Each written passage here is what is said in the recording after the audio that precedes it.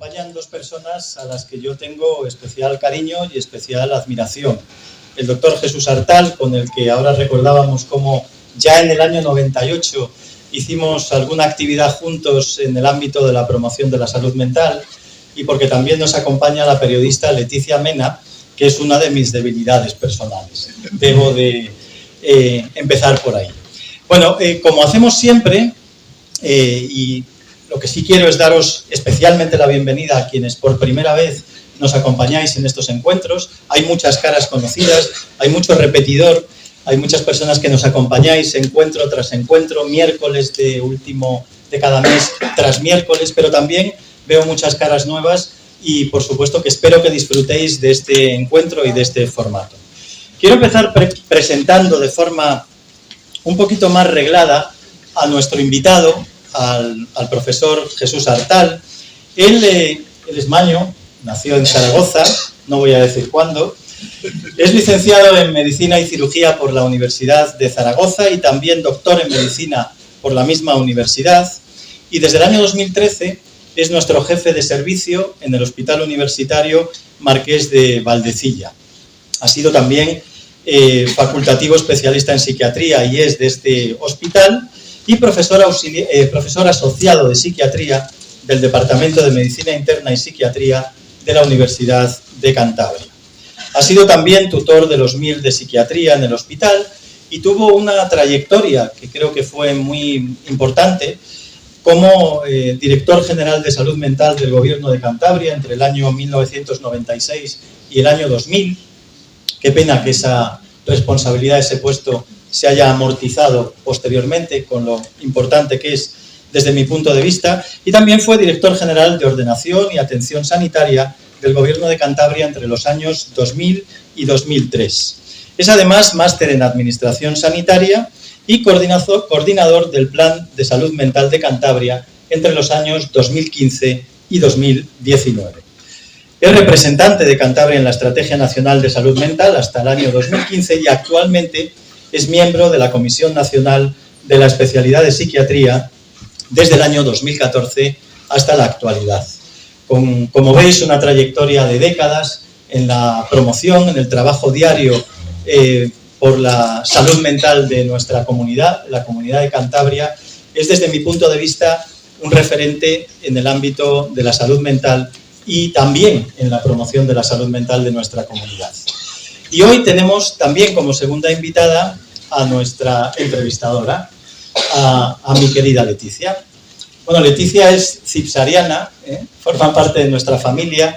Ya en el año 2004 fue la responsable de prensa del Congreso Nacional de Sexología Iberoamericano que organizamos desde nuestro centro, con una tarea que fue realmente enriquecedora para todos.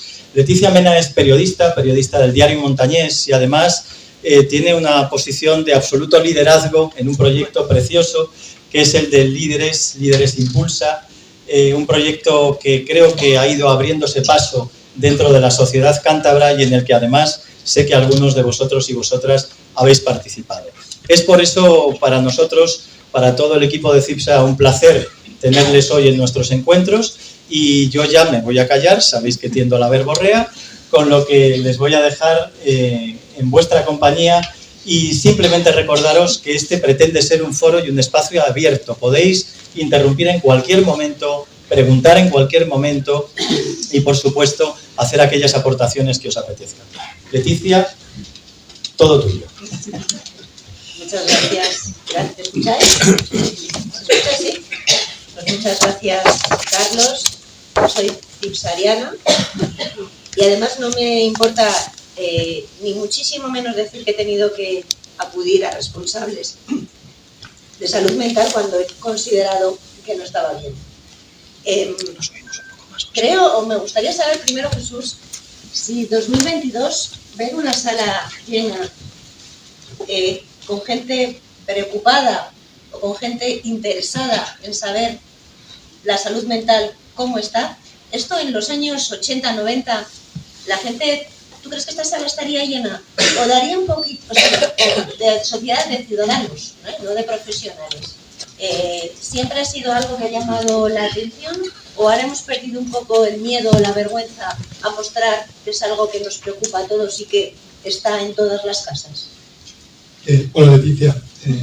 Antes de contestarte a esta primera pregunta, quería dar las gracias por estar aquí, daros las gracias a tantas personas por venir aquí. Gracias a Carlos y a Leticia por pegarme a ellos, chupar rueda y aprovechar su atractivo para que yo también me sienta a gusto en esta reunión. Y os quiero dar las gracias a todos, pero me gustaría, y no se enfaden los demás, dar las gracias a dos personas que están aquí, que han sido muy gentiles viniendo, de los que he aprendido cosas de la mente y del alma. Uno es mi profesor y mi antiguo jefe, el profesor Diezma Enrique, que está aquí. Gracias, Paco, por venir. Y otro es don Manuel Sánchez, que es el obispo de nuestra diócesis, que también ha tenido la amabilidad de venir y con el que hablamos mucho y intercambiamos opiniones y coincidimos en cosas. Pero bueno, les he nombrado a ellos, pero podría nombrar a muchos de vosotros. Por tanto, gracias. Es verdad que esta pregunta que me haces, hace unos años no era así. Yo creo que lo que estamos viendo es un interés por la salud mental en general, un mayor acercamiento a la psiquiatría, que no toda la salud mental siempre ha sido la parte más oscura. En ese sentido me gusta mucho el título que habéis elegido, ¿no? Conocer a la psiquiatría para aceptarla, porque lo que demuestra o lo que transmite es, primero, que es desconocida, por eso nos invitan a conocerla. Y una de las relaciones de la sociedad con la psiquiatría es que ha sido sobre todo antes y ahora todavía cada vez menos desconocida, y luego que no se acaba de aceptar. Por eso me gustan esas dos palabras, de lo que podemos hablar. También hay otros sentimientos que yo creo que la sociedad y la psiquiatría tienen ahí mezclados. Uno es el miedo. Hablar de psiquiatría durante tiempo ha sido hablar de miedo a muchas cosas. El miedo a los tratamientos, miedo a la enfermedad mental, miedo al enfermo, eso podríamos hablar, eso está cambiando. También expectativas. Yo creo que ahora, últimamente, y con la pandemia, la sociedad ha mirado a la psiquiatría, a la salud mental, psiquiatras, psicólogos, buscando soluciones, buscando ayudarnos a salir de esta situación. Por tanto, unas expectativas que nos han sorprendido. ¡Jo! No nos queríais mucho, ya nos queréis de repente mucho, ¿no? Y también un sentimiento, yo creo que de decepción. En cierto modo, no estamos satisfaciendo esas expectativas. ¿Por qué? Porque no es fácil. Antes comentaba con Carlos que la situación es muy complicada. Estamos en una crisis importante, todavía estamos con la pandemia, todavía las consecuencias directas no han desaparecido, las indirectas todavía están ahí. Entonces también hay una cierta decepción, porque ahora mismo el sistema sanitario público está sobrecargadísimo, atención primaria, atención especializada, hay problemas y por eso esa expectativa pues se ha convertido quizá un poco en decepción. Pues esos sentimientos me gustaría a mí intentar cambiarlos a favor de la psiquiatría en este ratito. Entonces, sí, es una experiencia buena. También para mí es una sala tan llena, tampoco es frecuente, de personas, digamos, ciudadanos y personas interesadas. Yo también me siento un poco desnudo porque no tengo ni diapositivas, ni vídeos, ni nada por el estilo. Por lo tanto, vamos a ver si te sale bien. Hablamos de Valdecilla, hablamos de la pandemia, pero sí me gustaría, para hacernos un poco a la idea, ¿qué es lo que veis en el hospital? ¿Qué habéis notado que a los cántabros nos está afectando o cuál es la patología en la que tenemos que estar quizá más alerta para prevenir? Sí, estamos viendo varias cosas con la pandemia. Bueno, Cantabria solo tiene una unidad de hospitalización psiquiátrica de agudos, que es Valdecilla. Esperemos que este año esto va a cambiar. En el plan de salud mental se contempla abrir una unidad de agudos en Torrelavega, lo cual nos permitirá pues, estar más cerca de la población, sobre todo en el área de Torrelavega, y también podríamos humanizar más la planta de psiquiatría de Valdecilla, reduciendo quizá el número de camas y reduciendo sobre todo o aumentando el número de habitaciones individuales. Es una oportunidad para mejorar las condiciones, digamos, de humanización de la planta, entre otras cosas, ¿no? Ingresamos hacemos unos 800 ingresos al año. ¿Qué ha pasado con la pandemia? Eso, perdón, ahora. Sí, este año 21 hemos ingresado 800. ¿Y antes de la pandemia? 700 y pico. Es decir, lo que quería decir con esto es que con la pandemia no han aumentado las enfermedades psiquiátricas. Voy a empezar hablando de los adultos, luego hablaré de los niños y adolescentes. En la población adulta en general no ha aumentado las enfermedades, los ingresos por enfermedades mentales graves, las clásicas, las que llamamos mayores, como son la esquizofrenia, el trastorno bipolar, las depresiones psicóticas, es decir, la patología psiquiátrica más pesada, la que estudiaban los grandes, los creadores de la psiquiatría moderna, ¿no?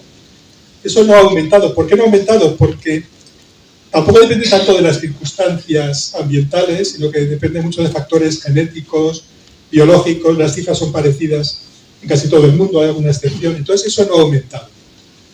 Entonces, ¿qué es lo que ha aumentado?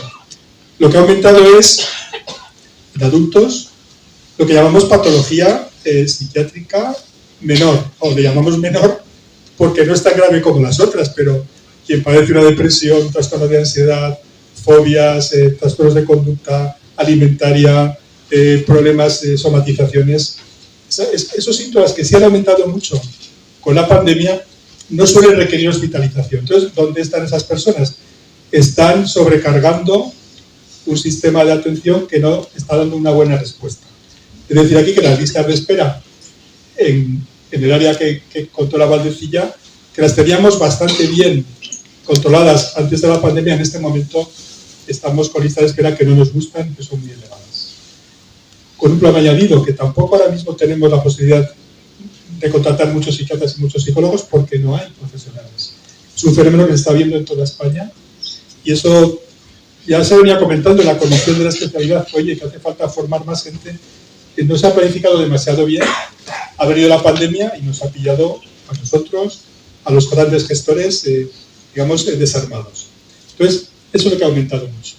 Y en los niños es otro capítulo. Niños y adolescentes, el aumento ha sido brutal. Hemos casi triplicado los ingresos hospitalarios de menores con patologías y situaciones muy graves. Hemos empezado a tener en España, Cantabria, no, afortunadamente no, pero hemos empezado a ver suicidios en menores, patologías graves como son los trastornos de conducta alimentaria, situaciones, algún caso grave, intento de suicidio, eso sí que ha aumentado muchísimo. Y eso ahora mismo nos está sobrecargando. Eso es lo que ha sucedido. Y como sociedad, porque no sé si aquí habrá alguien que en su casa tenga un adolescente o un niño con alguna de esas tendencias, pero está claro que están ahí y que si no les conocemos personalmente, les oímos porque son vecinos o porque siempre nos llegan. Como sociedad, ¿qué podemos hacer? ¿Existe alguna manera de, obviamente no podemos hacer lo que hacéis vosotros, ¿no?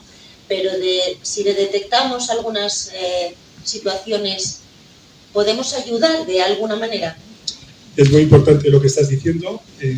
¿Qué podemos hacer desde el punto de vista sanitario? Pues crecer lo que podamos, y de hecho los recursos en salud mental infantil-juvenil han crecido. En Cantabria ahora tenemos una red completa, con hospitalización completa, hospitalización de día, unas consultas ambulatorias y una consulta intensiva en el hospital de día, que es un crecimiento importante, pero no es suficiente. Entonces ¿qué más cosas hacen falta? Hace falta que esa sociedad que nos mira con esperanza y nos pide, también nos dé. También nos dé, y hace falta proyectos que no sean tan puramente asistenciales, sino que sean proyectos de apoyar educación, apoyar vocaciones, prestar tiempo para atender a los jóvenes. En ese sentido, tenemos algún proyecto, como tú sabes, porque tú eres también protagonista de ese proyecto en gran medida, pues que las personas de la sociedad, las personas que ya tenemos un recorrido y podemos enseñar y podemos brindar apoyo a menores que tienen situaciones que les impiden crear un proyecto de vida, que están en situaciones complicadas, ese apoyo, esa especie de tutorización, esa especie de mentoría, eso es importante y nos parece que es uno de los caminos. Otro camino importante es colaborar con educación. En este momento, es verdad que el Plan de Salud Mental de Cantabria, que se ha promulgado hace unas pocas semanas, incluye un programa muy pionero, aunque hay alguna otra comunidad que ya lo tiene en marcha, y hemos aprendido a crear lo que se llaman aulas terapéuticas, para que los menores no se vean alejados del entorno educativo y no se vean inmersos en el entorno puramente sanitario, psiquiátrico, bueno, salvo que sea necesario. Pues se ha creado una aula educativa que está fuera del hospital, donde vamos psicólogos de clínicos de infantil, enfermería de infantil, psiquiatría, si hace falta, salimos y vamos allí a apoyar a esa aula terapéutica donde profesores motivados y con una formación están atendiendo a estos menores con dificultades. O sea, son respuestas no sanitarias puramente, sociales, educativas, que creo que son muy importantes y es una forma de afrontar de forma global este problema. Yo me quiero poner en la piel de gente que estéis por aquí, que a lo mejor tenéis una amiga, una hermana o vuestra pareja que está triste, que está mal, que notas que necesita ayuda. ¿Cómo podemos acercarnos a hablar sin que la otra persona se ponga a la defensiva porque se sienta intimidado o porque sienta no estoy mal de la cabeza? Bueno, estas cosas que quizá hemos dicho de una manera como muy coloquial, pero para, bueno, ayudar de alguna manera, porque yo creo que todos en algún momento si no lo hemos vivido, en nuestras propias carnes lo hemos vivido de cerca. ¿Cómo podemos acompañar a alguien que no está en un buen momento? Bueno, voy a empezar con una apuesta. Siempre decimos 1 de cada 4 personas puede tener un problema. Yo creo que aquí no hay ninguna persona que no conozca a alguien que tenga un problema de salud mental. Espero no equivocarme. ¿Por qué? Porque es muy frecuente. Porque 1 de cada 4 personas va a tener un problema de salud mental. No una esquizofrenia, no un trastorno bipolar. En muchas ocasiones estos problemas que estamos diciendo, muchas veces reactivos a situaciones y muchas veces solucionables con un tratamiento que es acercarse a la persona, ayudarle, escucharle y con tratamientos psicológicos también. Es decir, no 1 de cada 4 personas patologías graves psiquiátricas con hospitalización. Por tanto, todos nosotros mismos o personas que conocemos lo tienen. ¿Qué sería bonito?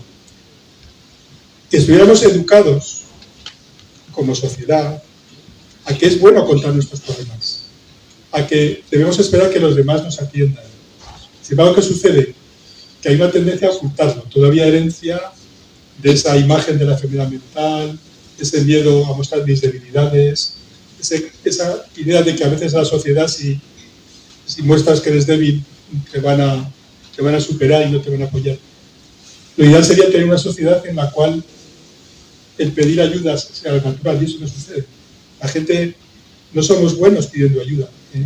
Eso sería el primer paso. Como eso no sucede y tenemos que cambiar los modelos educativos para que eso sea así, si detectamos una persona que ha cambiado, que no está como habitualmente, si tenemos esa impresión, tenemos que acercarnos a ella y preguntarle, ¿te encuentras bien? Cualquier cosa si sabes que te puedo ayudar. Y eso no nos tiene que asustar, porque el mero hecho de que alguien me ofrezca escucharle ya tiene un elemento terapéutico. Es verdad que no es un elemento terapéutico duradero, salvo que sea una cosa transitoria. Pero que sea una patología ya con cierta entidad, eso tiene un efecto terapéutico que nos permite ganar tiempo y predisponer a esa persona para que, si esa ayuda inicial de dejarle hablar, de escucharle, de apoyarle, no es suficiente, como en muchas ocasiones no lo es, sí, eso abre el camino para que pida una ayuda más formal. ¿Qué es una ayuda más formal? Bueno, pues hay una figura muy importante, que es el médico de familia. Es verdad que ahora con la pandemia la atención primaria ha sido uno de los grandes perjudicados y yo creo que todavía andan intentando organizarse y eso repercute en la relación que tienen atención primaria con salud mental, nos derivan a veces muchos casos sin haberlos podido atender. Sí que ahora mismo es un mal momento, pero el médico general o el equipo de atención primaria, donde no solamente hay médicos, sí que es un sitio formal importante para que contemos esto. Los médicos y el personal de atención primaria están preparados, o deberían estarlo, hay que mejorar, pero están preparados para entender y afrontar esto y ayudarnos. Y luego tenemos ya los servicios especializados. Pero lo primero es acercarme a las personas que me quieren. Hay una pregunta por ahí. Yo soy médico de atención primaria y estoy de acuerdo contigo, estamos formados, pero necesitamos ayuda vuestra, que no nos la dais en el 99% de las casos. Cuando dices vuestra, ¿te refieres a los profesionales de salud mental? Sí. ¿Y qué ayuda ayuda y nunca me solucionáis nada, nunca. ¿Cómo sería la ayuda? ¿Qué es lo que esperarías? Mira, el otro día fui a decir a la psiquiatra que tenía una paciente de 19 años que estaba con su madre, que había conseguido llevarla, que me dice que la cita para el psiquiatra le da para 3 meses y mientras le estoy tramitando me dice, y ponme también para la unidad de suicidios, porque oigo voces que me dicen que me suicide. Bajo a hablar con la psiquiatra directamente y me dicen que lo monte a urgencias. Bueno, vamos a ver. 2 veces la tuve que mandar para que la ingresaran. Ingresada está. 2 cosas a contestarte, compañera. Una, 3 meses es mucho. 3 meses es mucho tiempo. Es algo que nosotros, la ayuda la podemos prestar si tenemos más recursos o si nos organizamos mejor. Ha habido un esfuerzo por parte de las autoridades, tenemos más psiquiatras, más psicólogos que cada vez, pero no es suficiente ahora, como he dicho al principio. Ahí tenemos que mejorar. Respecto al programa de suicidios, al programa CARS, es que el programa está diseñado para que la puerta de entrada sea la urgencia. Es decir, pero tuvo que ir 2 veces. A urgencias. Sí. Y ahí fue valorado por un especialista, o una psiquiatra, un psiquiatra o una psiquiatra. 2 veces, a la segunda que ingresaste. Bueno, pero eso ya tendremos que confiar en el criterio de los profesionales. Hay unos criterios de derivación, hay personas que se van a beneficiar de ese programa y otros que no. Y ese es el trabajo de los especialistas que están en urgencias. Así es como tenemos diseñado el programa, y el programa está diseñado así para que sea eficaz. Si fuera un programa abierto, que cualquier persona pudiera entrar sin pasar por urgencias, creo que sería mucho menos eficaz el programa. Y a veces cuando pedimos ayuda... Es una anécdota, pero no es una anécdota, es todos los días igual. ¿Todos los días igual? ¿En qué sentido? Pues que no tenéis ningún acercamiento a atención primaria. Vamos a ver, atender a esta persona en urgencias no es no tener acercamiento a atención primaria. En nuestro programa, atención primaria no deriva pacientes al programa de suicidio, deriva pacientes a las consultas y cuando no pueden esperar porque la situación es urgente, a urgencias. Es decir, apoyar, en este caso, atención primaria no es hacer el proyecto como vosotros digáis, es el proyecto que hemos pensado, vamos a ver cómo funciona. Es colaborar. Yo creo que a veces pedir ayuda, o sea, cuando alguien me pide ayuda y no le doy la ayuda que quiera, me dice, no me estás ayudando, sí, pero la solución que te ofrezco no es la que tú esperabas. Entonces yo creo que es lo que está pasando en esta situación. El programa que tenemos de suicidio, gracias a cómo está diseñado, está dando bastante buen resultado con personas que los psiquiatras de urgencias sí consideran que se van a beneficiar del programa. Y en ese sentido tenemos muy buenos resultados. Entonces, de momento, vamos a ver qué tal funciona, vamos a ver si hay muchas quejas de este tipo y modificaremos el proyecto, pero ahora mismo está tal y como yo te lo he contado. ¿Vale? Tenemos otra pregunta ahí al fondo. Sí, buenas tardes. Formo parte del equipo profesional de CIPSA y me interesa mucho el tema, precisamente el tema del que estabas hablando, el de prevención de suicidios, atención a suicidios. Quisiera saber si Valdecilla, porque nos hace falta investigación, si Valdecilla está desarrollando o ha desarrollado programas que estudien las causas de estos índices tan exagerados, actuales, entre menores, si hay estudios que se relacionen con acoso, con ciberacoso, y también si la influencia de las redes sociales en las conductas actuales de nuestros jóvenes y niños. Bueno, en Valdecilla se está haciendo investigación, el servicio de psiquiatría, la mayoría de los miembros del servicio participan en un grupo dentro de lo que es el IDIVAN, que es el Instituto de Investigación. Y efectivamente estamos publicando varios trabajos al año, pero exactamente de lo que tú me planteas, no. Cuando nosotros, el programa de suicidio, de momento donde está más avanzado es en el tema de adultos, y ahí sí que tenemos una producción, que sobre todo científica, que va más orientada a ver los resultados que estamos teniendo. Por ejemplo, hemos visto que las personas que están atendidas en el programa, pues en el año siguiente a ser atendidos, pues ingresan la mitad, o sea, reingresan un 50% menos que las personas que, por ejemplo, no han estado en el programa o son de áreas sanitarias que no tienen el programa. Entonces hacemos investigación de ese tipo. Sabemos que ahora en la Unidad de Salud Mental Infanto-Juvenil también se va a implementar un programa específico de conducta suicida.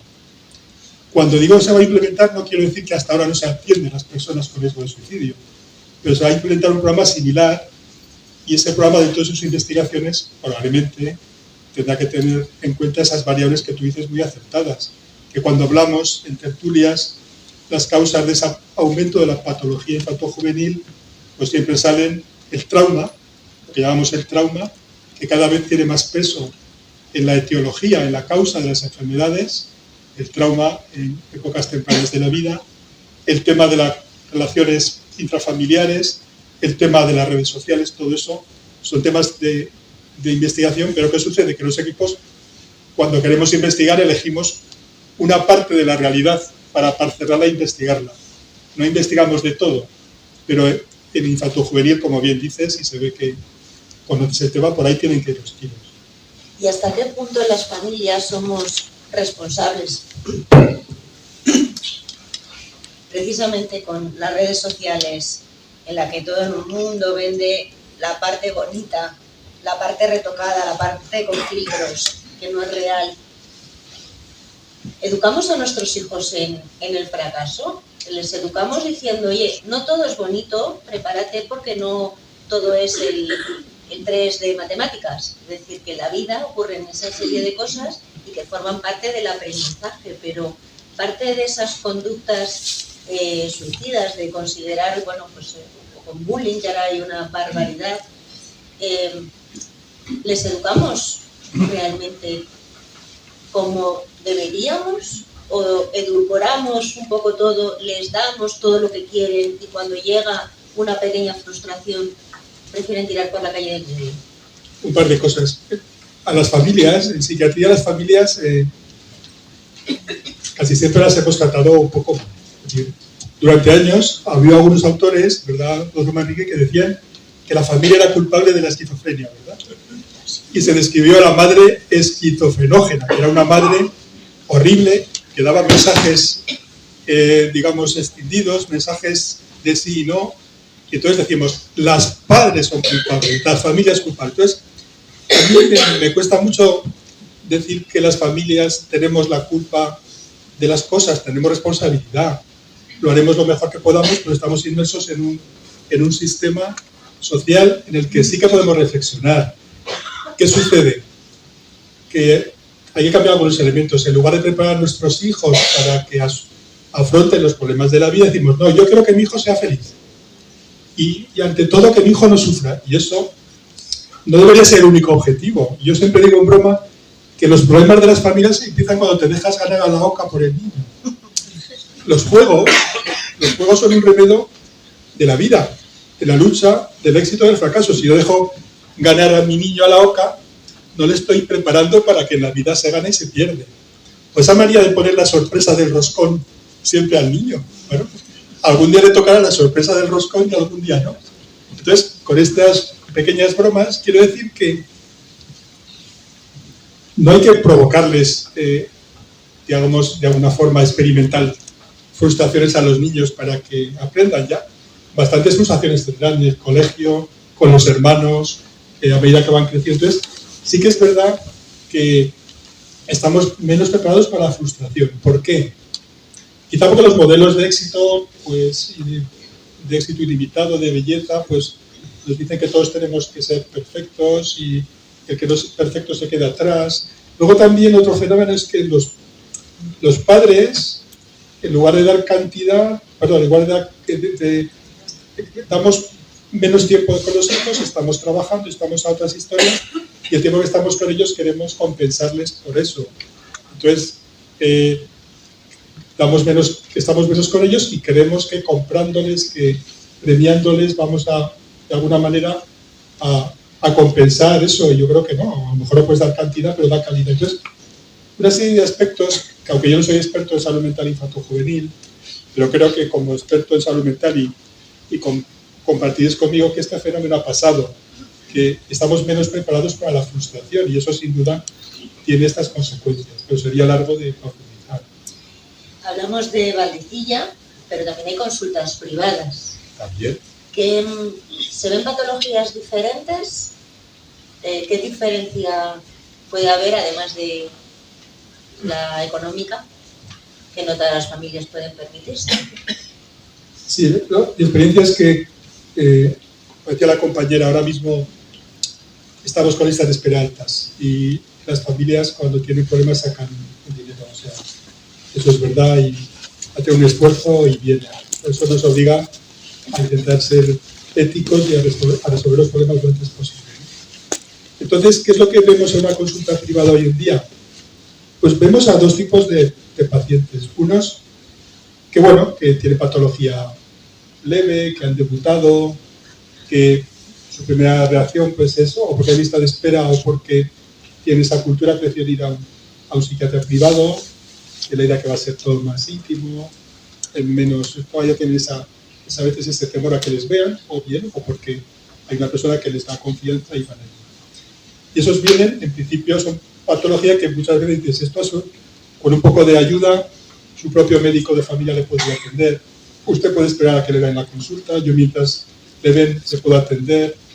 Tratamientos psicológicos ahí pueden ser muy interesantes. Y luego hay otro grupo de pacientes que son los que van haciendo el recorrido. Son pacientes resistentes, pacientes graves, que no han encontrado una solución a su enfermedad y que van haciendo el recorrido, ¿verdad, Paco? Que van a un psiquiatra, luego van a otro. Cuando llegan a ti, pues son pacientes que arrastran ese fracaso repetido y que suponen un gran reto para el profesional. Entonces, esos son los pacientes que van a una consulta privada de psiquiatría.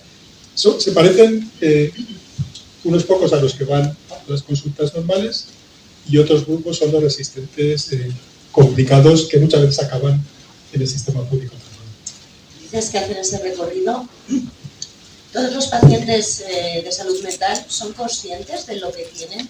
¿Saben lo que tienen o buscan realmente ellos por sí mismos la ayuda? Varios temas. Conciencia del problema, yo creo que la mayoría, la inmensa mayoría de las personas con problemas de salud mental tienen conciencia de que no les van bien las cosas, de que están mal, de que algo no funciona. Solamente un pequeño porcentaje, 1 o 2%, desconocerían lo que les pasa y no tendrían conciencia de la enfermedad. Son los que muchas veces tenemos que tratar incluso en contra de su voluntad. Pero una cosa es tener conciencia del problema y otro es reconocer las causas. A veces las personas atribuimos las causas de lo que nos pasa a otros o no acabamos de tener no solamente conciencia de que estamos mal, sino de por qué estamos mal. Y luego hay gente que también tampoco está dispuesta a cambiar o a meter en su vida los cambios necesarios para resolver los problemas.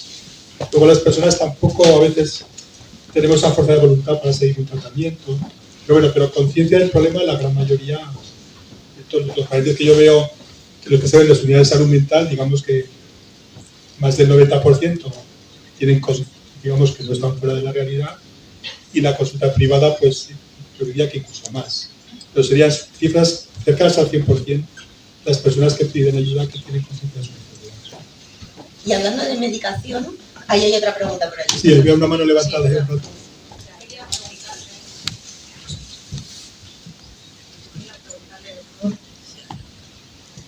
un caso real. Una buena amiga va al centro de salud de psiquiatría de la calle Vargas. Habitualmente tiene sus consultas con su psiquiatra. Y un día estamos patinando, se cae y se rompe una muñeca y subimos a Valdecilla las dos, que descayolan y le dan un informe en urgencias. Y en la parte de arriba, bueno, ella me dijo el informe, a ver qué tengo que tomar, qué tengo que hacer, qué tal. Pero una de las primeras cosas que ponía en el informe, ludopatía en remisión. ¿Dónde queda la confidencialidad médico-paciente cuando es una cosa privada? Porque ella, al ver eso escrito así en un informe de urgencias, tuvo un ataque de ansiedad. Porque se sintió francamente mal. No porque yo me enterase, que habitualmente hablamos, compartimos cosas y bueno, pues cada uno tiene sus historias. Pero ¿hasta dónde es bueno que esa información privada figure en un informe público al alcance de casi cualquiera? Algunos comentarios. Es verdad que las historias no deberían tener información que pueda ser sensible, pero es verdad que el informe no está al alcance de cualquiera. Es decir, si yo, por ejemplo, no puedo mirar el informe de una persona que no tenga, sin un motivo concreto. Es decir, esta persona le atendió un médico en urgencias que no es cualquiera, que es un médico que tiene que ver la salud global de esa persona. Le entregó el informe a su amiga. Por todo, ahí no se produjo una difusión pública de su informe. ¿Qué sucede? Que no nos gusta ver reflejado nuestros problemas en unos informes, pero si eso es así, tener una ludopatía en remisión tampoco sería algo, en principio, algo que ocultar, salvo que la persona, y existe ese mecanismo, diga, hace un escrito para que esa información no sea visible. E incluso hay pacientes que pueden hacer que su historia no sea accesible a nadie. Eso tiene un problema. Si mi historia no es accesible a nadie y luego tengo un problema y voy a urgencias, no van a tener la información, no que haya sido ludópata o no, que si, sobre todo si está en revisión ya no es importante, sino que a lo mejor tiene un problema cardíaco y al no poder acceder a la historia. Entonces, pero sí que hay mecanismos para que una persona pueda decir, no quiero que nadie vea mi historia. Por ejemplo, personajes públicos no puedes encontrar la historia, pero cualquiera tenemos derecho. Ahora bien, pensémoslo bien.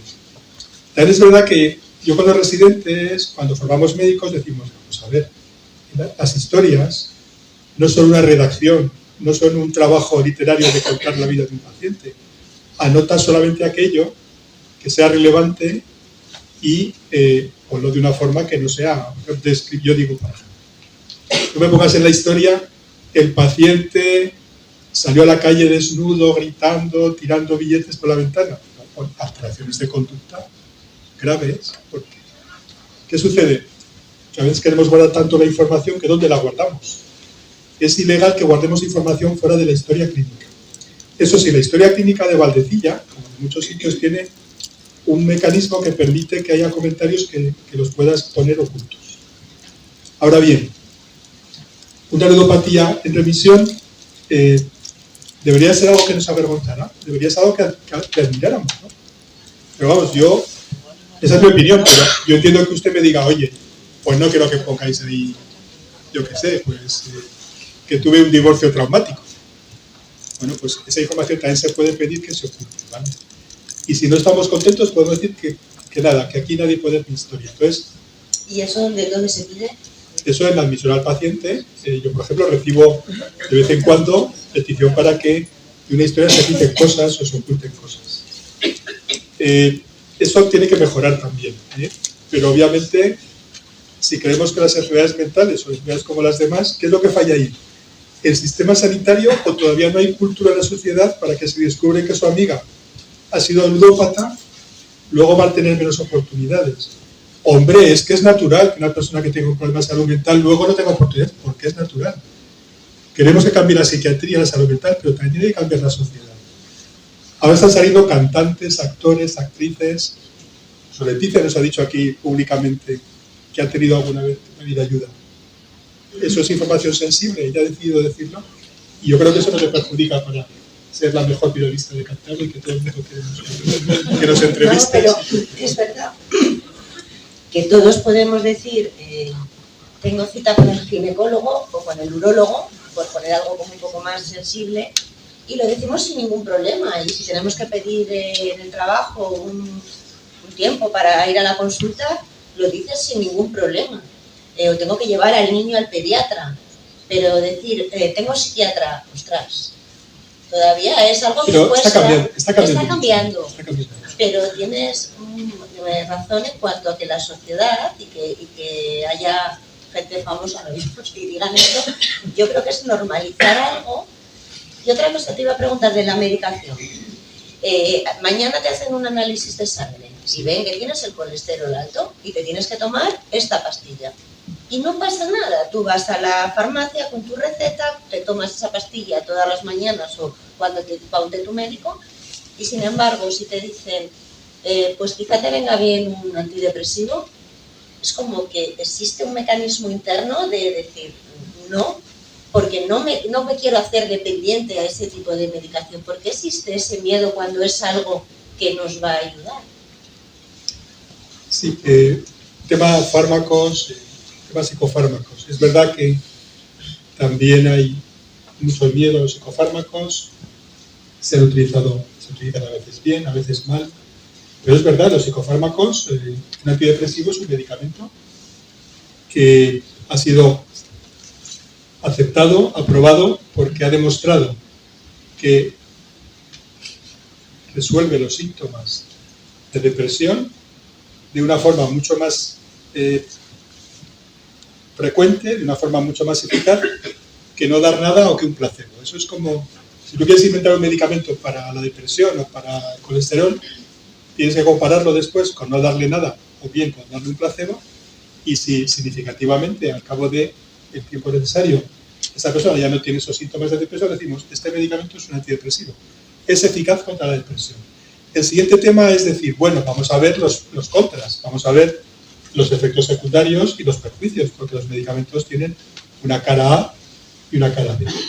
Bueno, si el balance en estudios que se hacen, ensayos clínicos, primero en los laboratorios, luego con animales, luego con personas, en fase 4, que es cuando ya el medicamento se lo ponen a pacientes, dicen, oye, medicamento eficaz para la depresión y con pocos efectos secundarios, o al menos es mucho más potente, mucho más favorable el balance a los efectos positivos. Este medicamento se aprueba y es un medicamento que queda a disposición del sistema sanitario. Para mí, eso es un avance espectacular. Yo siempre digo a mis pacientes, cuando yo empecé psiquiatría, hace ya muchos años, teníamos muy pocos antidepresivos, y eran antidepresivos que sí, que habían demostrado eficacia contra la depresión, pero tenían un perfil de efectos secundarios tremendo. Y bueno, ya tenemos cada vez fármacos que son igual de eficaces y además que son con un perfil de efectos secundarios mucho menor. Eso es un gran avance en cualquier especialidad. ¿Por qué no en psiquiatría? Bueno, pues porque tenemos algunas ideas sobre los medicamentos, y es que nos pueden crear hábito, nos pueden crear dependencia, nos pueden también cambiar la personalidad, que es una cosa que tenemos, lo dicen muchos los pacientes. Y luego también hay otra idea que decir, bueno, ¿y esto no se va a poder resolver a mí mejor sin medicamentos? Con terapia. Y efectivamente, hay muchos trastornos psiquiátricos, que está en la clasificación de psiquiatría, que se pueden tratar sin medicamentos, pero no todos. Se puede tratar, por ejemplo, voy a decir un ejemplo, la depresión reactiva, que es cuando uno tiene un problema y tiene síntomas depresivos. La depresión reactiva que tiene unas características de gravedad que no llega al siguiente nivel, que es la depresión mayor. La depresión mayor es cuando los síntomas depresivos ya te pueden.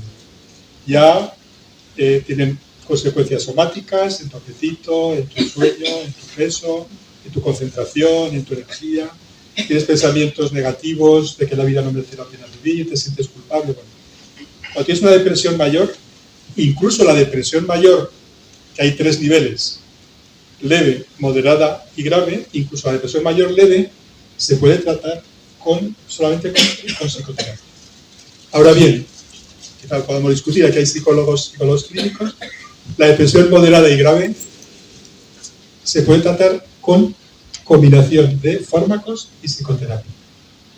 Entonces, yo creo que es verdad que hay patologías, las fobias, los trastornos de ansiedad generalizada y algunas otras patologías, los problemas de relaciones, algunos trastornos que no tenemos todavía fármacos, por ejemplo, el trastorno de la conducta alimentaria tiene un gran peso de tratamiento psicológico.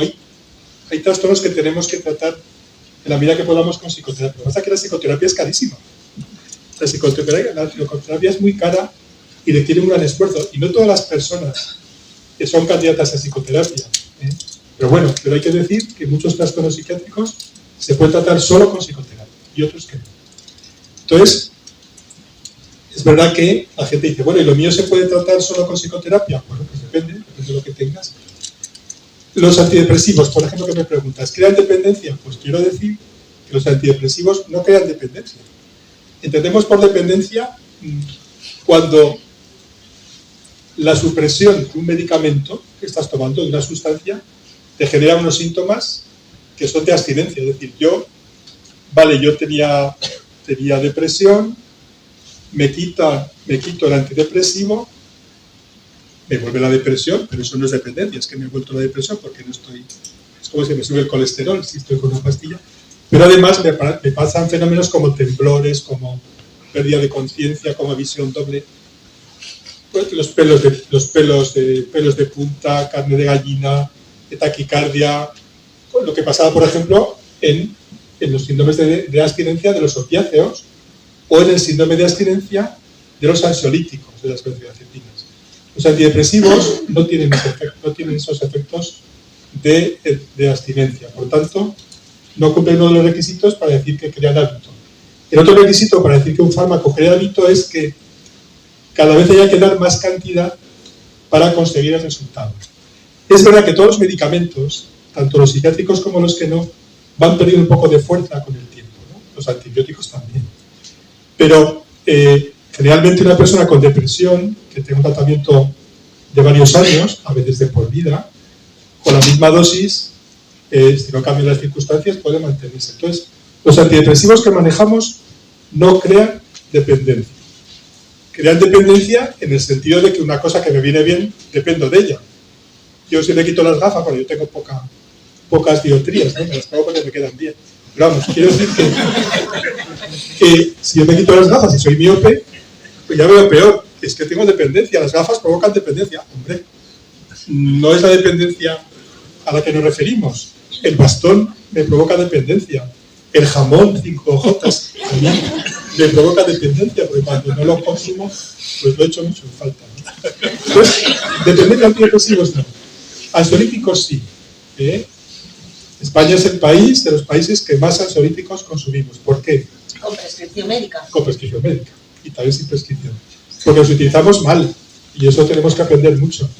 A veces tratamos la depresión con ansiolíticos. Y digan, tengo depresión, ¿qué está tomando? Estoy tomando el Lexatin, no sé qué. Vale, eso vendrá bien a usted para la ansiedad. Pero no estamos tratando mal la depresión muchas veces. Luego también es que los ansiolíticos es que son estupendos. Vamos a ver.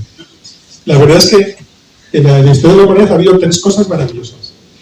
El descubrimiento del fuego, la rueda y los ansiolíticos. Vamos a ver. Y la epidural. Eso para una parte de la población. Hay otra parte que no. Bueno, sí, para esta es para la epidural. Total, me hicieron una operación de tendón de Aquiles y me metió la epidural, no para. Entonces, vamos a ver. La verdad es que los ansiolíticos, si lo miramos bien, los cabritos de ellos es que son medicamentos que en pocas horas me calman la ansiedad. La ansiedad es una sensación terrible. Entonces, hay un fármaco ahí que me calma la ansiedad. ¿Cómo no lo voy a querer? Hay un fármaco que me permite dormir decentemente. Porque claro, las personas creemos que tenemos que dormir toda la vida como si fuéramos un bebé. Que hay muy poca educación en el tema de dormir. Pero bueno, la gente dice que yo no me voy a tomar un Octamil para dormir. ¿Cómo me vas a quitar el Octamil? Es que son fármacos maravillosos. Ahora bien, la cara B de los ansiolíticos es que en muchas ocasiones provocan esos síntomas que decimos. Tolerancia. Oye, que antes dormía con 1 miligramo y ahora tengo que tomar 2. Ojo, que no pasa nada por tomar 2 miligramos de Nortamil, pero ya yo casi nunca paso de 3, digo a mis pacientes. Y a partir de ahí ya tengo problemas. Entonces, ¿qué pasa con el paciente que ya está tomando 3 miligramos y luego ya no le sirve? Fenómeno de tolerancia. Eso hay que intentar evitarlo porque te lleva a problemas. Y fenómeno de abstinencia.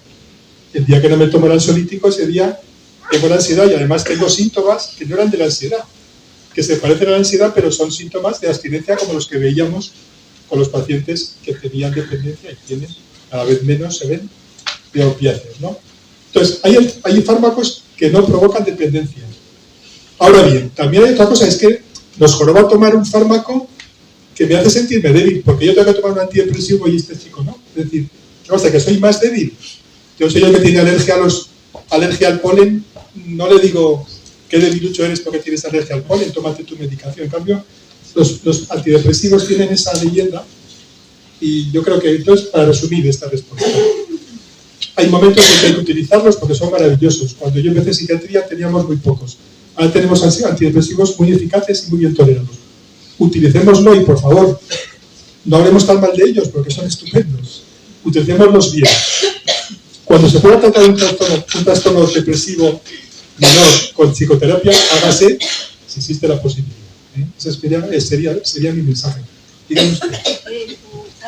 Respecto a tomar antidepresivos durante mucho tiempo, porque es que hay personas que los toman igual 20 años o así, y dicen que entra antes el Alzheimer. ¿Es cierto eso? No. Vamos a ver. Los expertos, los super tacañones que hacen los protocolos, nos dicen, cuando un paciente con una depresión mayor, no con una depresión reactiva, no con un problema de estrés, con una depresión mayor, ya has tratado por primera vez, cuando está bien, con el antidepresivo hay que mantener la medicación al menos 6 a 9 meses para evitar una recaída cuando quitas la medicación, porque los cambios a nivel cerebral que el antidepresivo provoca, que son cambios a bien, hay antidepresivos y medicamentos que lo que hacen es que las neuronas tengan más fibrillas, o sea, que hacen un efecto de estimular que la neurona tenga más calidad, tenga más conexiones.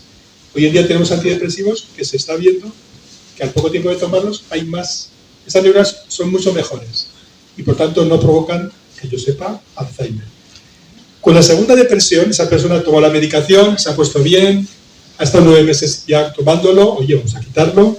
Yo suelo quitar 1/3 de la dosis cada 2 meses, porque cuando quitas un medicamento a un paciente y no se lo tenías que haber quitado, un antidepresivo, si pasan 2 meses y no ha habido recaída, dices, hice bien en quitarlo. Si recae al cabo de 2 años, no decimos que es porque le quite el antidepresivo, es porque tiene otra depresión. Si al quitarle el antidepresivo o bajarle la dosis se pone mal, suele ser en 1 o 2 meses, que es, digamos, el tiempo que deja de hacer efecto esos cambios positivos que hace el antidepresivo. Pero imaginemos que ha tomado usted la medicación, 6 a 9 meses, está bien, se la quitamos, y al cabo de 2 años tiene otra depresión. Pues bien, lo que dicen los expertísimos es que con la segunda depresión, el tiempo que hay que tomarlo de mantenimiento estaría entre 2 y 5 años. Ojo, ¿qué diferencia entre 2 y 5? Bueno, depende de muchos factores. La gente que hace psicoterapia puede quitar la medicación antes. También depende de si hay muchos problemas. Una persona que tiene una patología dolorosa, pues si le quitas el antidepresivo a lo mejor recae antes, pero bueno, entre 2 y 5 años. Y a lo que voy, a la tercera depresión tratada, lo que dicen los que más saben es que el antidepresivo hay que tomarlo toda la vida. Toda la vida es mucho tiempo, pero sí muchos años. Y eso es lo que nos dicen los estudios científicos que antes invocaban aquí, es lo que nos dicen. ¿Qué dice mi experiencia?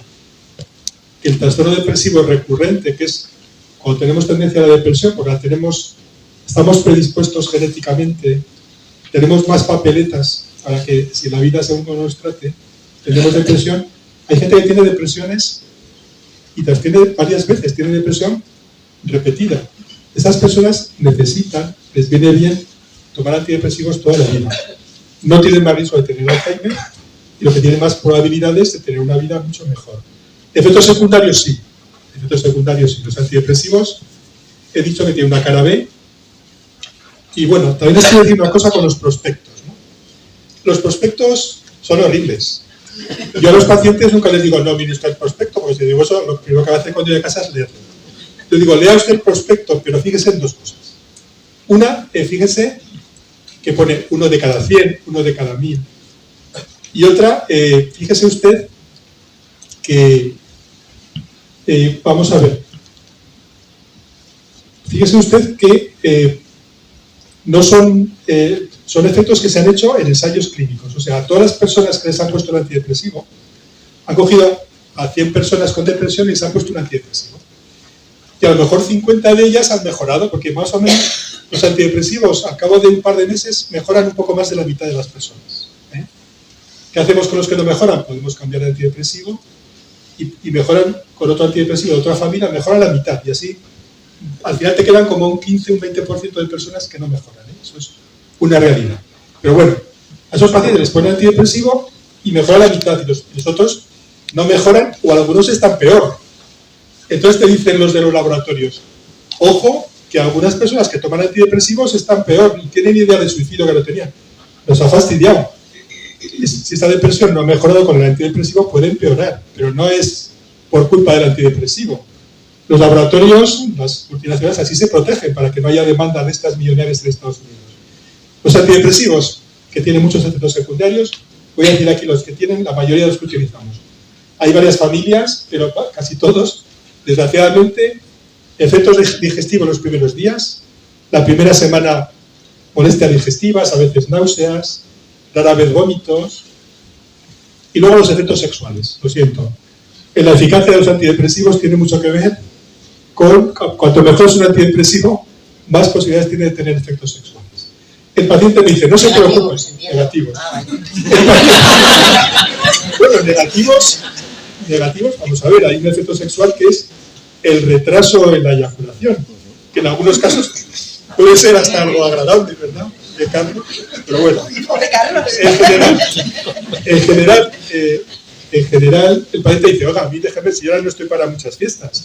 Digo, no, ahora no, pero dentro de 2 meses estará usted mejor de todo y me dirá, oye, que estoy mejor de todo, pero estoy peor de esto, y será antidepresivo.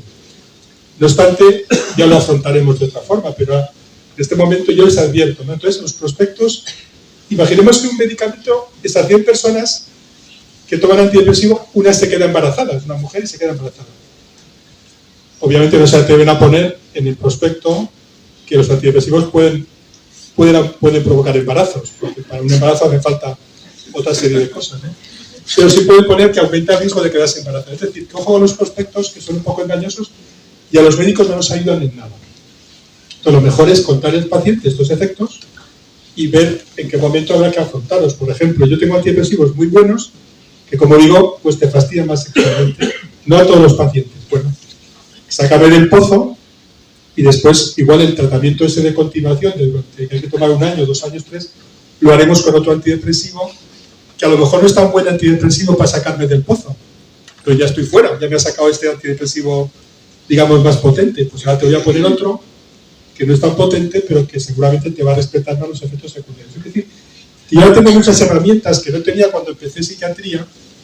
Teníamos 2 o 3 antidepresivos y eran tremendos, y se los poníamos a los pacientes y mejoraban, pero a un precio, en cuanto a efectos secundarios, muy elevado. Ahora tengo a mi disposición como psiquiatra varias familias de antidepresivos que, si juego con ellas, puedo ayudar mucho al paciente a mejorar su calidad de vida, desde luego a quitarse la depresión, que la depresión mayor, incluso la leve. Decimos que es leve porque no es tan grave como la otra, pero una depresión mayor leve es, bueno, quizá conozcáis personas, quizá uno de vosotros, es una situación muy tremenda, ¿no? Entonces, sácame de la depresión y luego, pero otros medicamentos y otras especialidades provocan efectos secundarios muy importantes y no estáis tan preocupados. No, pero yo no me refería a efectos secundarios, sino al hecho de que, por ejemplo, una chica que conocí, pues tuvo problemas, se casó joven, le fue mal y se tuvo que divorciar. Y entonces pues lo pasó muy mal cuando se divorció y eso, y le recetaron Prozac. Y entonces, bueno, pues pasó unos años mal y eso, luego empezó a salir con las amigas, ya estaba mejor, pero yo cuando la conocí, fue hace unos años, llevaba 20 años tomando Prozac y una persona de 40 y tantos años. Es que decía ella que si lo dejaba, pues que se sentía mal y que no podía dejarlo. Digo yo, pues es que si va a estar 30, 40 años tomando un medicamento de esos, porque son drogas y las drogas afectan al cerebro. Bueno, entonces, sí, para bien, en general para bien. Pero, o sea... A ver, las personas a veces nos piden remedios naturales. Por favor, yo quiero algo natural, pero si lo natural es la enfermedad. Lo natural son las catástrofes, lo natural. O sea, lo que hace la ciencia, la medicina, es ir contra lo natural, es intentar modificar la naturaleza para bien. A veces hacemos burradas, a veces cometemos errores y a veces perjudicamos el entorno y tal, pero la filosofía es que si dejamos a la naturaleza a su aire, vamos a encontrar unas enfermedades. Y todos los medicamentos, pensemos en ellos como que son artificiales, pero son buenos. O por lo menos que el balance entre lo bueno y lo malo es positivo. Esa persona que usted me dice, primero habría que ver si por un divorcio estaba indicado el antidepresivo o no. Podría ser uno de esos cuadros reactivos que se podría haber solucionado con un apoyo psicológico más o menos especializado. Pero es verdad que el apoyo psicológico especializado no siempre está disponible. Y es verdad que es muy fácil entrar a la consulta de un médico y salir con un Prozac. O el Prozac ha tenido hijos, ha tenido nietos y tal. Pero es muy fácil, siempre lo digo, entrar a la consulta de un médico y salir con un antidepresivo es algo relativamente fácil. Yo no me opongo si está bien indicado. Si esa persona, vamos a suponer que el médico que la atendió dijo, no, te voy a poner un antidepresivo porque ¿no? Por la sintomatología que tienes, además igual hizo psicoterapia también aparte o no había disponibilidad, bueno, pues si esa mujer mejoró, en algún momento a esos 9 meses de estar mejor le tenía que haber intentado quitar el antidepresivo, como digo yo. Y es el propio profesional que tiene que decir, hay que quitar el antidepresivo ya. Y lo vamos a hacer despacio. 1/3 de la dosis, aunque el Prozac, el pobre, eran cápsulas que era muy complicado hacer 1/3 de la dosis.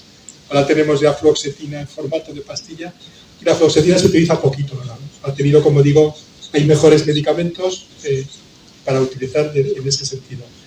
A esa mujer, al cabo de un tiempo, en caso de que hubiera necesitado el antidepresivo, que tenemos alguna duda, aceptemos que sí, y a mi consulta y le pongo un antidepresivo. A los 9 meses de estar bien hay que decirle, Pepa, vamos a quitar el antidepresivo ya. Entonces, ella al final, ¿qué tenía? Tenía miedo de dejarlo, no estaba bien informada, no se le ha psicoeducado y estaba a lo mejor tomando un medicamento que no necesitaba. Y eso sí que es un error. Entonces, ya, pero digo yo que una persona de 40 y tantos años que lleva ya 20 años tomando un medicamento y si le han dicho que para toda la vida, pues... Pero si alguien le ha dicho que para toda la vida y solo tenía una depresión, se lo han dicho mal. Pero yo creo que ella tenía también algún problema de, no sé, de nervios o... Bueno, es verdad que yo veo pacientes, entonces hay más historia detrás. Pero también le digo una cosa. A veces dejar un medicamento y dices, no es el momento. ¿Por qué? Porque esos problemas que tiene con su pareja, en su trabajo, y de su entonces, yo siempre hablo del acuerdo con el paciente. Hay cosas que hay que decir al paciente que deberían ser así, aunque siempre tiene la libertad de aceptar o no. Es como lo de después de un segundo episodio depresivo, usted tiene que estar, en mi opinión, 2 años con este medicamento. ¿2 años? Bueno, pues yo pienso 2 años con lo que yo consiga engañarle para que lo tome. Si no lo toma 2 años y lo toma 23 meses, pues mejor. Prefiero que lo tome 23 meses que no nada. Pero mi obligación es decirle que lo tiene que hacer. Pero hay veces que el seguir o no depende del acuerdo que yo haga con el paciente. Esa paciente dice, vamos a ver, yo creo que te podríamos quitar la medicación ya. La quitamos ya. Ay, no me la quites porque todavía estoy pendiente de la operación de mi madre, es decir, que siempre hay motivos. Pero el médico tiene que tener en su cabeza, cuando pone un medicamento, hasta qué dosis va a llegar, lo tiene que saber de antemano. Y explicárselo al paciente. Y después, oye, hay que pensar en quitarlo. Es decir, no, pues, el problema a veces de los médicos y de los psiquiatras, cuando no hacemos bien las cosas, es que acumulamos medicamentos, ¿no? Los medicamentos tienen que tener unos objetivos, si no funcionan hay que quitarlos y cambiarlos, y si funcionan, habrá que decidir en algún momento cuándo quitarlos. Esa señora, como usted dice, igual tenía problemas y tal, pero bueno, aun con todo había que intentar quitarlo. Hola, buenas tardes. Yo creo que efectivamente cuando hay que tomarlo es porque es necesario y no estamos acostumbrados a ver la enfermedad mental, o sea, que la cabeza forma parte del cuerpo y enferma de la misma manera. Pero a mí sí que me sorprende una cosa, que cuando tenemos una enfermedad física, generalmente la medicación es más corta que cuando se tiene una enfermedad mental que tienes que tomar un tratamiento. Ya no hablo de una depresión, que hay depresiones que efectivamente cuando son recurrentes lo tienes que tomar de por vida, pero cuando hay otro tipo de enfermedades, pues generalmente el tratamiento que se da es mucho más largo que cuando tienes una enfermedad física. Y luego, por ejemplo, yo también quería preguntar si el TOC tiene curación o no tiene curación. Vale, gracias. Dos preguntas muy interesantes. Vamos a ver. Si os dais cuenta, cada vez estamos tratando más patologías crónicas. Entonces, esa realidad que usted dice de que los tratamientos somáticos son cortos, yo solo acepto en los antibióticos. Pero las personas que tienen tratamientos para patologías reumatológicas, digestivas, yo creo que los tratamientos cada vez son más crónicos, cada vez son de más duración. Y luego también hay otro fenómeno, y es que cada vez tratamos más el riesgo que la enfermedad. Tienes 200 de colesterol. Cuando yo empecé medicina, la cifra de colesterol era 350.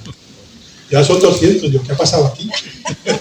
Pues se sabe más, o quizá que hay más presión de las empresas para vender estatinas o cosas por el estilo, pero lo cierto es que la tienes 200 y yo tengo más de 200 y ya te dicen, Jesús, tienes que tomar, y además para mucho tiempo, o sea, porque nos tratamos más el riesgo, ¿no? Entonces, a mí me parece que trata el riesgo. Entonces, el riesgo es prevenir también. Exacto, es una forma de prevenir.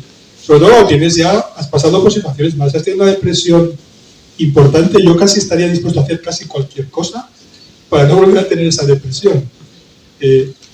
Incluso, bueno, quería agradeceros que no hayáis sacado el tema de los electrochoques. Ay, ya lo he dicho yo. Incluso cualquier tratamiento eficaz, yo es que para no volver a tener esa depresión, para no volver a ingresar o para no volver a pasar lo que pasé, las oportunidades que perdí, el dolor que sentí, la sensación de abandono, esos pensamientos de que me quería morir, estoy dispuesto a hacer casi cualquier cosa. Y desde luego, tomarme pastillas siempre y cuando yo esté bien y no sea a un precio, me refiero a un precio en términos de sufrimiento, de que me fastidie, siempre que sea el beneficio mayor que tengo, estoy dispuesto. Benditas pastillas. Hay muchos pacientes, yo les digo, usted hace 50 años, su vida estaría girando en torno a una enfermedad y en torno a instituciones psiquiátricas. Su vida sería ingresar, no ingresar, esto y que sí. Ahora, personas con patologías psiquiátricas, depresión, trastorno bipolar, incluso esquizofrenia, pueden hacer una vida que no gire continuamente en torno a los dispositivos. Antes España estaba o en fase de descompensación, o a punto de ingresar, o acabo de salir, o estoy ingresado. Ahora los ingresos, las hospitalizaciones son cada vez menores gracias a los medicamentos. Por tanto, totalmente de acuerdo con usted de que sé que sí, son herramientas maravillosas a las que les tendríamos que pedir perdón. Yo os propongo que hoy, cuando llegáis a casa, antes de rezar, digáis, quiero pedir pues por mi familia, por tal, y quiero pedir perdón un poco a los psicofármacos porque los he tratado mal. He hablado de ellos mal y ahora me arrepiento un poco. Vamos a ver, el TOC. El TOC es una enfermedad, es un trastorno mental muy importante y muy grave, que tiene mucho componente biológico en sus más graves. Es verdad que hay formas de TOC que tienen que ver con situaciones, con formas de afrontar y manejar la ansiedad. Jesús, perdón. Vamos, te explico que es un TOC, para que todos entendamos. Sí. Trastorno obsesivo compulsivo. Estamos en el mundo de las siglas, ¿no? Tenemos un paciente que decimos, el paciente tiene un TOC con tics, al que se ha hecho un TAC y luego hay que hacerle un TEC. Hemos caído en las siglas, quiere decir que tiene un trastorno obsesivo compulsivo con tics, que es algo muy frecuente, al cual hemos hecho un escáner para antes de ponerle electrochoque, ¿no? Es una broma que hacemos nosotros, perdón por caer en el siglismo, ¿no? Entonces, trastorno obsesivo compulsivo. La persona que tiene esta enfermedad, ¿cómo maneja las situaciones? Pues maneja las situaciones, se siente ansioso y solamente es capaz de quitarse la ansiedad, pues haciendo una serie de rituales mentales o físicos, como son pensar continuamente en una cosa, contar, hacer listas, mover, tocar, lavarse continuamente, ordenar. Es una forma no económica de solucionar la ansiedad. Es una forma muy cara, porque para salir de la ansiedad tienes que gastar un tiempo en hacer una serie de mecanismos mentales y conductuales que te complican la vida. Pero son manías, lo que siempre hemos llamado manías. Claro, es que el término manía es un término también muy polisémico, ¿no? Manía, me tienes manía, Leticia, me tienes manía. Eso quiere decir que me eres hostil a mí. La manía es una enfermedad mental que es cuando uno está eufórico. El trastorno bipolar tiene depresiones, que estoy abajo, y tiene manías, que estoy en las nubes. También está la manía persecutoria, que es un tipo de trastorno paranoide. Y luego está la manía, que es, tengo la manía de contar, colocar las cosas así, hacer listas. Bueno, eso serían más las confusiones, que pueden ser físicas, que tú las ves, que la persona está limpiando, lavándose las manos, tú lo ves, es una conducta. O pueden ser automatismos mentales, la persona está contando, o está cantando canciones, o está... Eso es un TOC. ¿Cuándo es un trastorno? Cuando te complica la vida, cuando es mucho peor tener el TOC que la ansiedad que tenías. En los casos graves hay un componente biológico muy importante. En los casos leves se puede llegar por condicionamiento, es decir, que en algún momento estabas ansioso y viste que rascándote la nariz parece que se mejoraba tu ansiedad y ya tiendes a hacer ese mecanismo de de condicionamiento. Bueno, pues el TOC se puede curar. Vamos a ver, un gran porcentaje de los trastornos obsesivos compulsivos responden al tratamiento con psicoterapia, y en los protocolos internacionales hay que hacer psicoterapia siempre en el TOC. Incluso en muchos casos solo con psicoterapia. Cuando el caso es más grave o no responde a psicoterapia, entran los antiobsesivos. Los antiobsesivos básicamente son antidepresivos de ciertos tipos a dosis muy altas. Se ha visto que ciertos antidepresivos, de todos los que yo tengo, unos pocos de determinada familia, porque tocan concretamente a una sustancia que es la serotonina, que está por ahí, pues hay que darlos, y además a dosis muy altas para que sean eficaces. Otros antidepresivos que mejoran la depresión pero no tocan la serotonina no son eficaces en el trastorno obsesivo. Dosis muy altas con tratamiento, y es verdad que el porcentaje de casos que no responden también es importante. Es decir, que no es infrecuente ver pacientes obsesivo-compulsivos que son graves y que no responden al tratamiento. Yo diría que hay una regla de los 3/3 que yo aprendí en Valdecilla, que es que si cogemos las enfermedades mentales graves y el trastorno obsesivo a veces es muy grave, habría 1/3 de los pacientes que valen muy bien, ¿vale? Con tratamiento, con una vida sana, evitando situaciones, con apoyo psicológico, eso van a ir bien. Hay un 30% que van a ir muy mal, y un 30% que van a ir como puedan, ¿no? Entonces, ¿a quiénes podemos ayudar? Pues sobre todo a los que van bien, a los que ayudándoles pueden ir pasándose al grupo de los que van a ir bien, y hay pacientes que no responden, son los pacientes crónicos que no responden. En depresión hemos visto que hay un 20 o un 15% de depresiones que no responden, en esquizofrenia también, trastorno bipolar también, o sea, la psiquiatría es una especialidad donde hay un porcentaje importante de pacientes que no responden, que son, digámoslo así, incurables, o que su enfermedad no les va a permitir hacer un proyecto de vida razonable. ¿Qué hacemos? ¿Eso quiere decir que la psiquiatría ha fracasado? Bueno, la oncología yo creo que no ha fracasado, y cada vez hay más casos que se tratan y corresponden, como en psiquiatría, pero sigue habiendo casos que no responden. Yo no creo que la oncología haya fracasado por eso. La psiquiatría tampoco ha fracasado, y además es un ámbito de la enfermedad que es muy complejo, que tenemos menos recursos, menos máquinas, menos aparatos, menos marcadores biológicos que nos dicen por dónde vamos. Es una especialidad con mucha incertidumbre, para personas que nos sentimos a gusto en la incertidumbre. Si yo no quisiera incertidumbre, me hubiera hecho, no sé, cardiólogo o dermatólogo. Bueno, no, la dermatología también tiene muchas complicaciones. No sé, pero todas las especialidades. Pero tanta incertidumbre como la psiquiatría, os prometo que no hay ninguna otra especialidad. Entonces, ¿qué hacemos con pacientes crónicos? Pues habrá que darles apoyo social, tenemos que ayudarles, tenemos que compensar sus déficits, tenemos que volcarnos con ellos, en un sentido colaborar con los pacientes, con las familias. Es muy importante, reconozcamos que hay pacientes que no podemos curar, por ejemplo, los trastornos graves de la personalidad. Estaba yo en un juicio que ha sido muy tremendo, donde decía, estamos con una persona que tiene un trastorno grave de la personalidad y también tenía un trastorno bipolar. Pues bien, el trastorno bipolar afortunadamente ha mejorado, pero el trastorno grave de la personalidad no sabemos nada. Entonces, aceptemos, seamos humildes, que hay pacientes que no mejoran, y démosle lo mejor de la sociedad, que es cuidarles y apoyarles a ellos y a sus familias. En este caso, hay una pregunta. Maite. Sí. Doctora Artal, yo voy a hacer una pregunta como muy común, que ahora está también muy de moda, es decir, todo el mundo dice, está loca, que está loco, tal, ¿no? Como resulta que la idea también de venir, de hoy, es que la gente no tenga miedo de ir a un psicólogo o a un psiquiatra. A ver, por ejemplo, pongo ejemplos para que sean más sencillos. Imagínate este marido infiel, que no se encuentra en la esquina, la mujer es muy celosa, pero él se harta a decir, está loca, es que está loca, ¿no? Entonces, si es verdad que ya sabemos todos que ahora los hombres, para tapar la boca a una mujer, dicen que está loca, en este ejemplo, ¿no? Pero es que hay mujeres que creen que se obsesionan con los celos y que tal, todo porque se lo infunde el marido. Bien.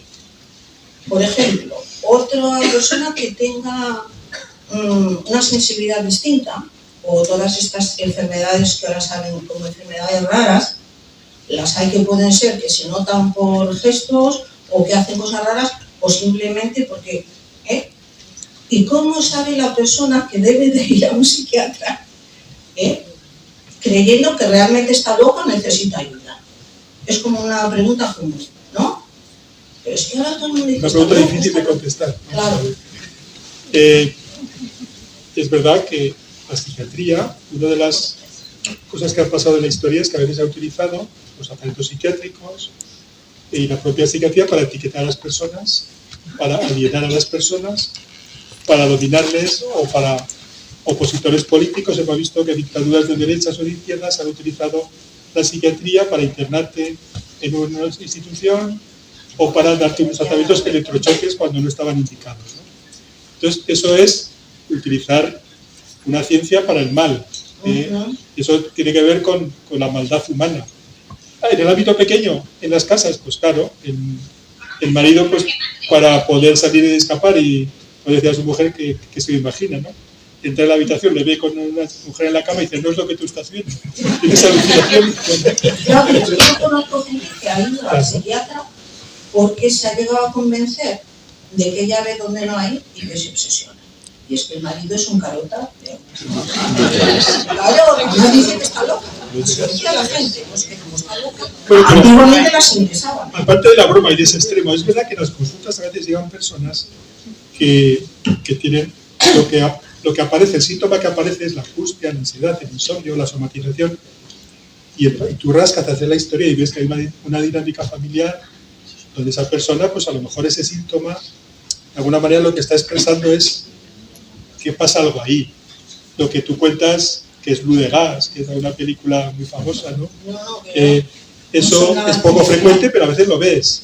A veces ves que hay interés en que etiquetar a la otra persona pues como enferma, pues para mantener una posición de dominio. ¿Cuál es nuestro trabajo ahí?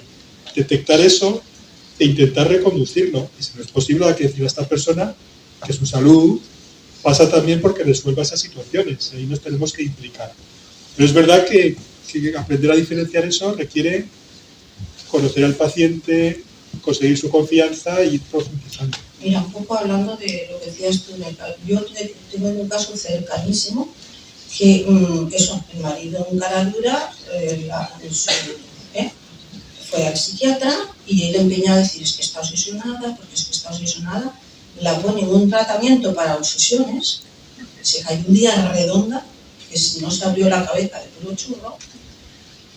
Yo, que conocía el caso, llamé al psiquiatra. Le dije, mire, le llamo porque efectivamente, no solamente es que tal, es que nos lo hace a todas las que encontramos alrededor.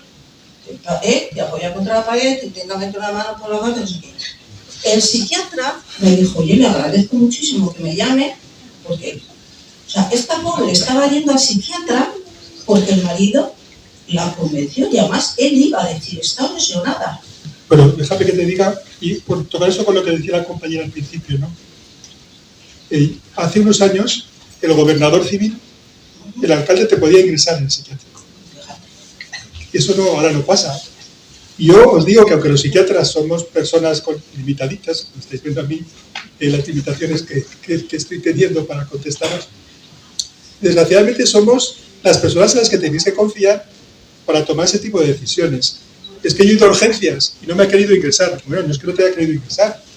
Ese profesional, equivocado, acertadamente, haciendo su trabajo, ha tomado esa decisión porque es la persona más preparada para esa decisión. Entonces, yo creo que ahí sí que hay que esperar que sea el psiquiatra el que llegue a tratar. Entonces, le puso un tratamiento para las obsesiones porque lo dijo el marido. Yo creo que eso... Bueno, yo el caso que sé es así o así me ha transmitido. Es una persona cercanísima, no es de Enrique. Entonces, como estamos ya muy avanzados del tiempo, yo tengo que estar en casa a las 10.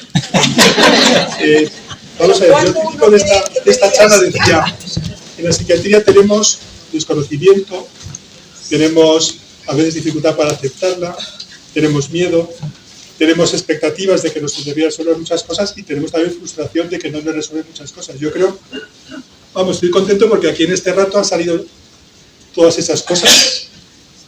Miedo a los tratamientos, miedo a las enfermedades, desconocimiento, espero haberlo disminuido un poco. También expectativas de que deberíamos resolver más cosas de las que resolvemos y también frustración, porque muchas veces decepcionamos a a esas expectativas. Entonces yo estoy contento de lo que ha pasado aquí. Yo es que espero haber podido aportar algo y claro, el juicio es de ustedes. Claro. Yo estoy contento, pero vosotros pensáis que esto ha sido un desastre. Vamos a terminar con esa pregunta de Maite. Sí. ¿Cuándo cuándo tenemos que ser conscientes de que necesitamos ayuda? Entiendo que es el médico de cabecera el que nos dirá o nos derivará a psiquiatría o dirá o no, pero para que quede eso ayuda, claro. No digo al psiquiatra, puede ser al psicólogo, puede ser al médico de familia, puede ser también a los amigos primero, a la familia primero. Yo termino por mí, si queréis, os prometo con esto. Cuando uno no está bien. ¿Y qué es no estar bien? Yo digo que estar bien tiene tres patas, ¿no? Una pata es no tener síntomas o tener unos pocos, porque el día que no tengamos síntomas es posible que estemos muertos, o sea, todos tenemos síntomas, pero si tienes algunos síntomas psicológicos, pero no te complican la vida, los tienes y los puedes manejar, yo también creo que eso es una de las patas de estar bien. Ojalá no tengas ningún síntoma psicológico y psiquiátrico nunca, pero eso es complicado. Si yo tengo síntomas que me complican la vida, de alguna manera, puede que esté mal. Y tengo que pedir ayuda primero a los que me rodean y luego ya a las vías oficiales.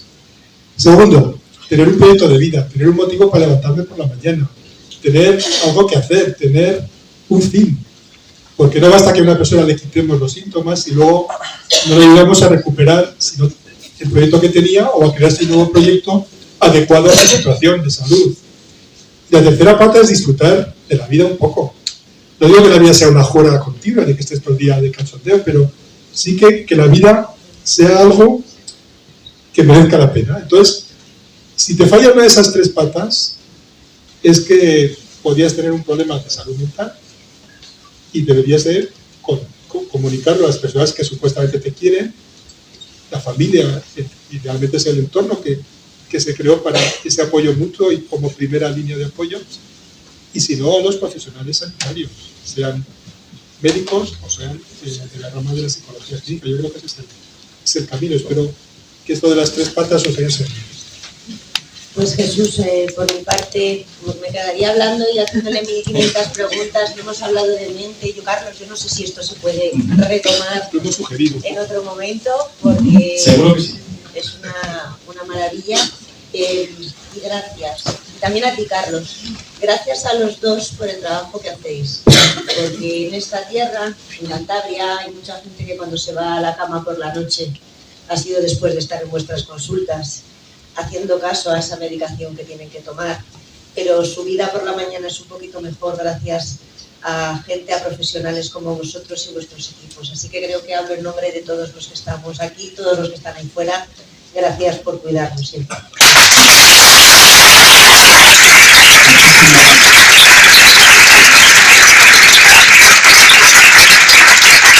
Muchísimas gracias, Leticia, por esas palabras cariñosas. Gracias, Jesús. La verdad que creo que nos vamos más llenos de lo que hemos venido y al final ese es el objetivo de este encuentro. No quiero acabar sin invitaros a nuestro próximo encuentro, al próximo 22 de febrero. El 22 de febrero vamos a hacer un encuentro muy especial que se va a titular Psicología y Artes Escénicas. De la mano de dos doctores en psicología, del doctor Andrés López de la Llave de la UNED de Madrid y de la doctora Miren Zubeldia, que es además vicedirectora del Conservatorio Ataulfo Urgente de Santander. Vamos a hablar de la relación, la profunda relación entre las artes, especialmente entre las artes escénicas y esta nuestra querida profesión que es la psicología y todo lo que tiene que ver con las emociones. Os invito porque además va a haber alguna sorpresa que no quiero desvelaros. Jesús, Leticia, un auténtico placer. Gracias a todos y a todas por venir y hasta el mes que viene.